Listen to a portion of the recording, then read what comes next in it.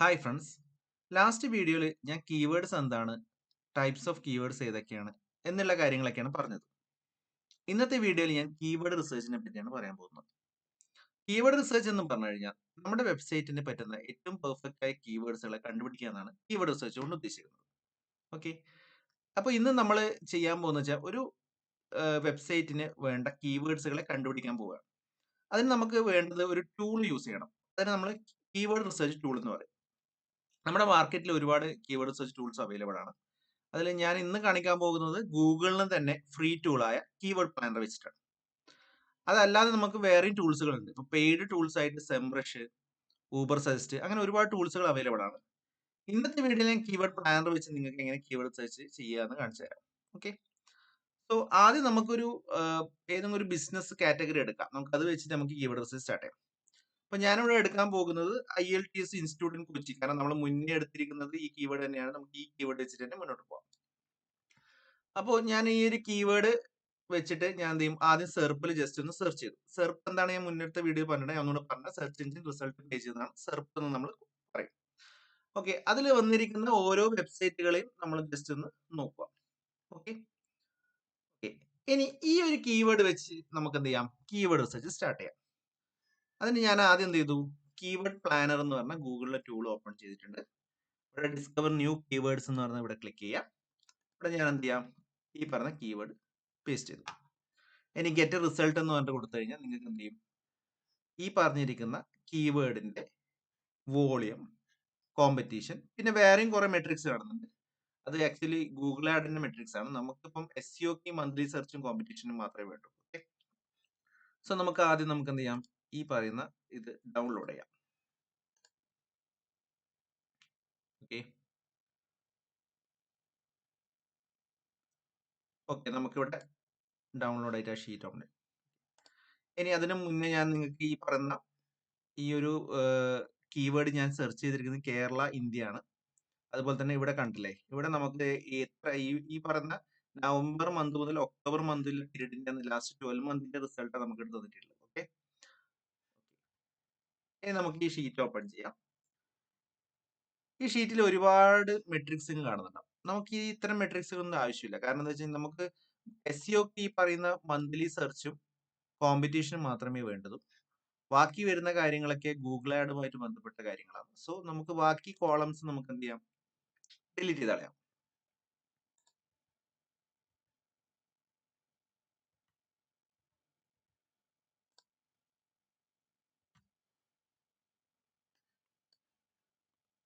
Okay,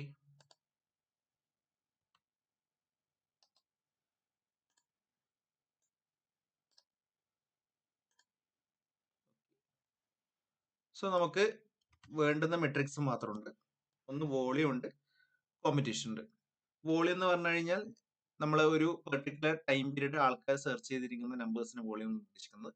competition എന്ന് പറഞ്ഞാൽ എത്രമാത്രം നമ്മുടെ ആ ഒരു പറയുന്ന കീവേഡ് റാങ്ക് ചെയ്തെടുക്കാന്ന് ബുദ്ധിമുട്ടുണ്ട് എന്നാണ് നമ്മൾ ഈ കോമ്പറ്റീഷൻ എന്ന് പറയുന്ന മെട്രിക്സ് കൊണ്ട് ഉദ്ദേശിക്കുന്നത്. ഓക്കെ, സോ നമുക്കിവിടെ ഒരുപാട് കീവേഡ്സ് തന്നിട്ടുണ്ട്. അതിന്റെ വോളിയംസും കൊടുത്തിട്ടുണ്ട്, കോമ്പറ്റീഷനും കൊടുത്തിട്ടുണ്ട്.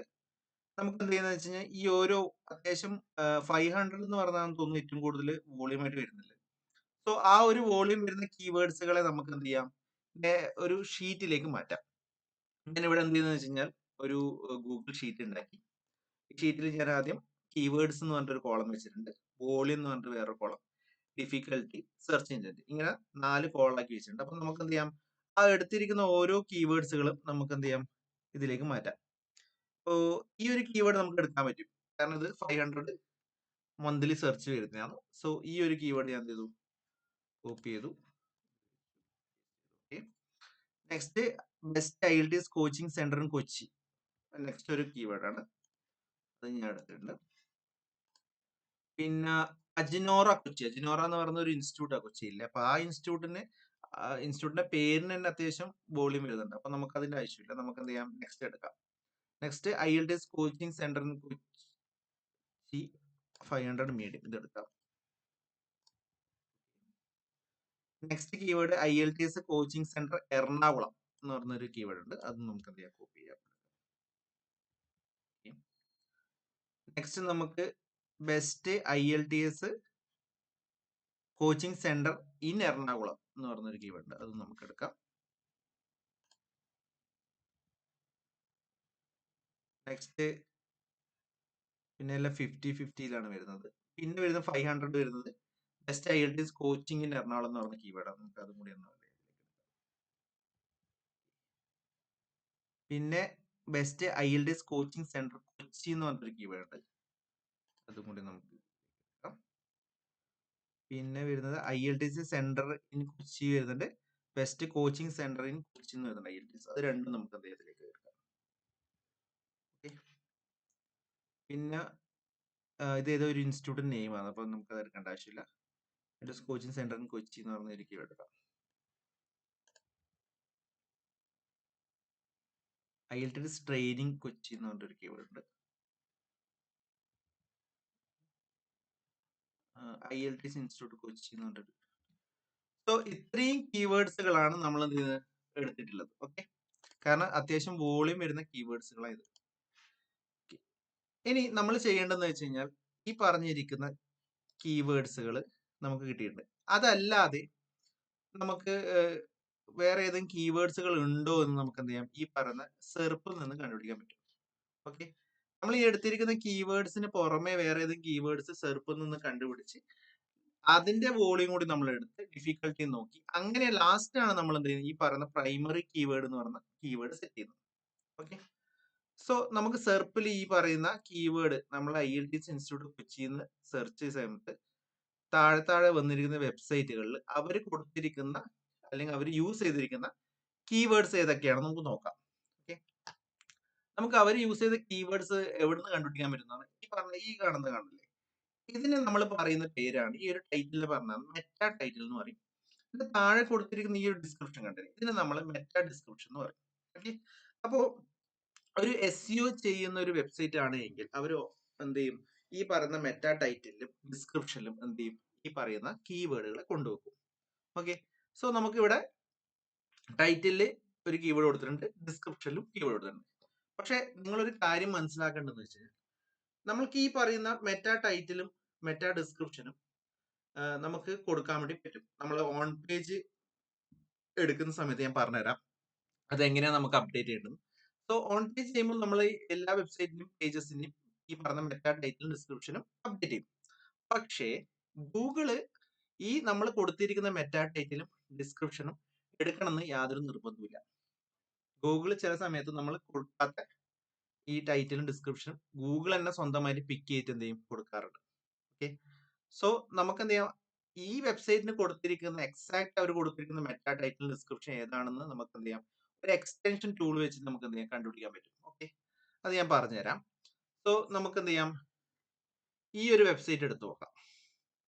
ഇവരിവിടെ കൊടുത്തിരിക്കുന്ന IELTS ട്രെയിനിങ് ഇൻ കൊച്ചി എന്ന് പറഞ്ഞിട്ട് കൊടുത്തില്ല, IELTS training in Kochi.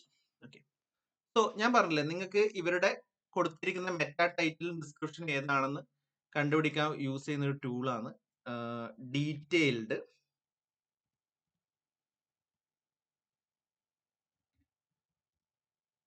SEO extension എന്ന് പറഞ്ഞൊരു ടൂളാണ്. ഓക്കെ, ഈ ടൂള് നമുക്ക് എന്ത് ചെയ്യുന്ന വെച്ച് കഴിഞ്ഞാൽ ക്രോമിലേക്ക് ആഡ് ചെയ്ത് കൊടുക്കാൻ വേണ്ടി പറ്റും. ഇവിടെ ആഡ് ടു ക്രോം എന്ന് പറഞ്ഞത് ക്ലിക്ക് ചെയ്യാം, ആഡ് എക്സ്റ്റൻഷൻസ് കൊടുക്കാം.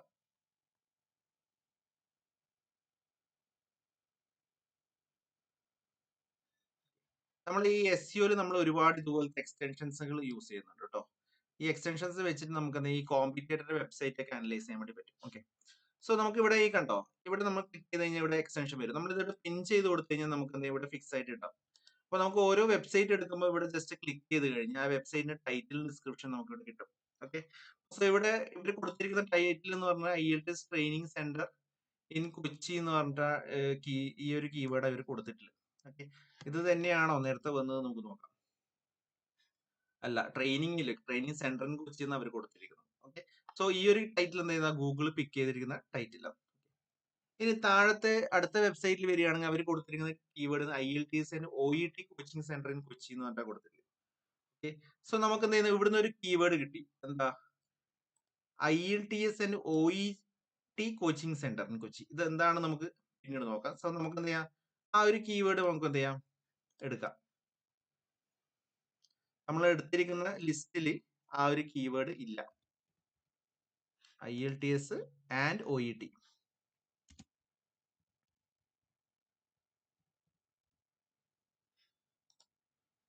Coaching centre in Kochi. So ഈ OET എന്താണ് നമുക്ക് പിന്നീട് നമുക്ക് നോക്കാം. തൽക്കാലം നമുക്ക് ഈ ഒരു കീവേഡ് എടുത്ത് നോക്കാം. താഴത്തേക്ക് വേറെ ഒന്ന് best IELTS PTE OET exam coaching centre ഉണ്ട്. ഇവിടെ നമുക്ക് വേറെ ഒന്നും ഉണ്ട്, PTE എന്ന് പറഞ്ഞിട്ട് വേറൊരു സാധനം കൂടി കിട്ടിയിട്ടുണ്ട്. ഓക്കെ, സോ നെക്സ്റ്റ് വരുന്നത് ഒരു ലിസ്റ്റിംഗ് സൈറ്റ് ആണ്. പിന്നെ IELTS OET നമ്മൾ നേരത്തെ അതേ കീവേഡ് തന്നെ. പിന്നെ IELTS കോച്ചിങ് ആണ്, IELTS കോച്ചിങ് സെന്റർ ആണ്, IELTS coaching centre, IELTS coaching Kochi. Okay, അപ്പൊ ഇത്രയും കീവേഡ്സുകളാണ് നമുക്ക് എന്ത് ചെയ്യുന്നത് ഇവിടെ തന്നിട്ടുള്ളത്, കിട്ടിയിരിക്കുന്നത്. ഓക്കെ, അപ്പൊ ഇതിൽ നിന്ന് നമ്മൾ എന്ത് ചെയ്യണം, ഒരു പ്രൈമറി കീവേഡ് ഇടണം. കാരണം എന്താ വെച്ചാൽ പ്രൈമറി കീവേഡ് വെച്ചിട്ടാണ് നമ്മൾ ഒരു പേജിനെ നമ്മൾ എന്ത് ചെയ്യുന്നത്, SEO കാര്യങ്ങളൊക്കെ ഫോക്കസ് ചെയ്യുന്നത്. ആ ഒരു കീവേഡ് വെച്ചിട്ടാണ് നമ്മൾ എന്ത് ചെയ്യുന്നത്, ഓരോ പേജിന്റെയും പെർഫോമൻസും ഓരോ മന്ത്ലി ഈ പറയുന്ന പൊസിഷൻസും കാര്യങ്ങളൊക്കെ ടാർഗറ്റ് ചെയ്ത് ഈ പറയുന്ന പ്രൈമറി കീവേഡ് വെച്ചിട്ടാണ്. ആ പ്രൈമറി കീവേഡ് വെച്ചിട്ടാണ് നമ്മൾ ആ എൻറ്റയർ പേജിലെ കണ്ടന്റും കാര്യങ്ങളും എല്ലാം ഒപ്റ്റിമൈസ് ചെയ്യുന്നത്. അപ്പൊ നമ്മളൊരു പ്രൈമറി കീവേഡ് കണ്ടുപിടിക്കേണ്ട ആവശ്യമുണ്ട്. ഓക്കെ, ഇപ്പൊ നമുക്കിപ്പോ കിട്ടിയിരിക്കുന്നത് വെറും വോളിയം ഡിഫിക്കൽട്ടി മാത്രമേ കിട്ടിയുള്ളൂ. ശരിക്കും പറഞ്ഞു കഴിഞ്ഞാൽ ഡിഫിക്കൽട്ടി എന്ന് പറയുന്നത് നമുക്ക് ഈ പറയുന്ന പാനലിൽ നമുക്ക് എപ്പോഴും മീഡിയം ഹൈ എന്ന് പറഞ്ഞിട്ട് നമുക്ക് കിട്ടും. എക്സാക്ട് നമുക്കൊരു നമ്പർ കിട്ടില്ല.